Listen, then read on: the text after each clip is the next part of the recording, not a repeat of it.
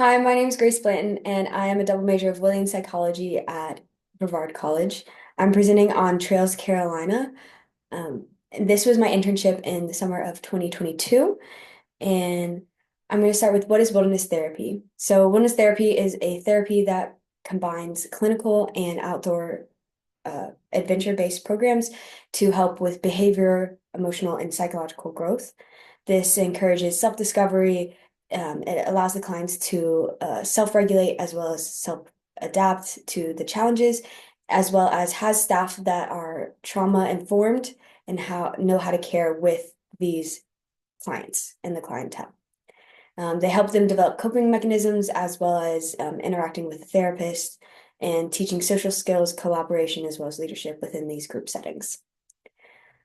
Wilderness therapy at Trails Carolina looked a little bit like daily routines, like hiking, camping, cooking, teamwork, and therapeutic interventions.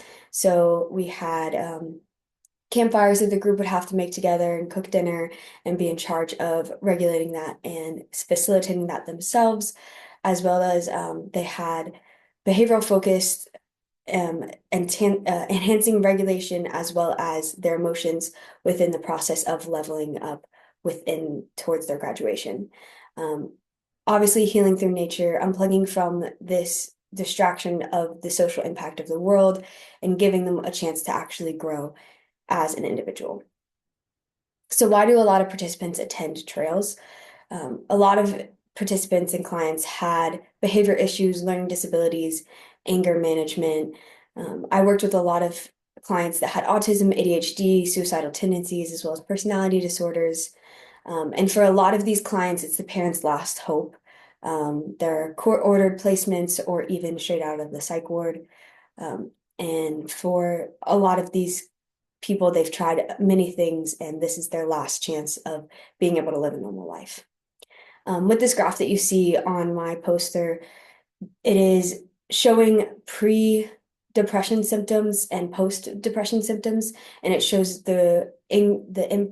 it shows how wilderness therapy can improve these symptoms along just a couple weeks of a wilderness therapy program. So a couple of my roles and responsibilities that I had within Trails was I had client support and social management as well as behavior monitoring. I would report back to the therapist and make sure that they were on track for where they needed to be. I also was emotional support and boundary setting. Within these boundary settings, it's important to have boundaries within not only the group, but also boundaries within myself and the client to help maintain that emotional safety. I also had to maintain safety physically out in the woods. It's kind of hard to do that, especially if you have kids that do have suicidal tendencies. Um, but I was able to do that and push my limits within being able to create that safe environment mentally as well as physically.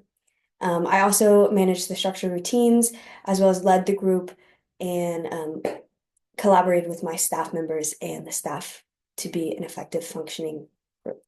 Some of my accomplishments at Trails were I had the Gold Pack Award, which is awarded to the Trails staff member that exemplifies the Trails values. Each time the clients saw that their staff member had this Golden Pack, they knew it was going to be a good week. I had the fastest promotion, so I was at Trails for 8 days, 24 hours a day, and then I got 6 days off to be able to recharge and regulate myself. And I was promoted within the third week of working there. I was also the youngest staff member. Obviously, this was intimidating going in, but as my background within psychology as well as within the wilderness leadership department, I was able to understand and be prepared for this position. Um, and my main goals going into this internship were to gain an understanding of wilderness therapy by immersing myself within it. I knew that if I was able to bring myself to a place that I could fully experience it, I could know what I wanted to do with my future, as well as understanding how to better navigate the psych world and understanding techniques to deal with these disorders. So a couple of takeaways that I've had where trauma affects behavior and every action happens for a reason. This can be as simple as every hierarchy of needs.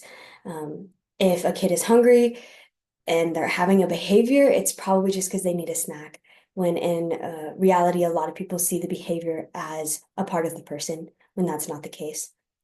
Therapy is built on relationships. If you don't have a relationship, there's no point in allowing that client to be able to grow within that safe environment. Self-care and emotional regulation are vital. I learned that my emotional regulation was key within this internship. And if I was not regulated, my clients could not be regulated as well. Empathy is my strongest strength. And I learned that within this, I can diffuse diagnosis and be able to understand how to work with them better. It also brought up some new ideas for my future. I'm thinking adventure-based therapy or play therapy or even wilderness therapy with some parameters around that. But I want to go to grad school and get my psych license. I learned a lot about this field within this internship, and I'm so grateful for that and grateful for everything that Brevard College has given me within this. Uh, so yeah, thank you.